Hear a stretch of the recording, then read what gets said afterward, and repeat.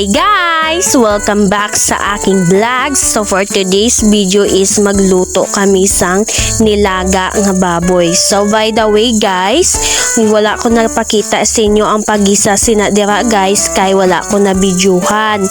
Kay na busy ako kagina. Pagkatapos sinais pakita ko sa inyo ang karne ging anay siya sa balde gibutang kay frozen pa siya. Pagkatapos sinais ging hugasan na ang puso para wala sang dagta.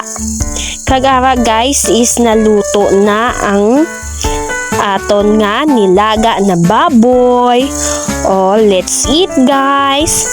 Pagkatapos sinaihis, nagvideo ko kadali kay mababay na ko sa inyo kay exam ko na buwas. So kailangan wish me luck.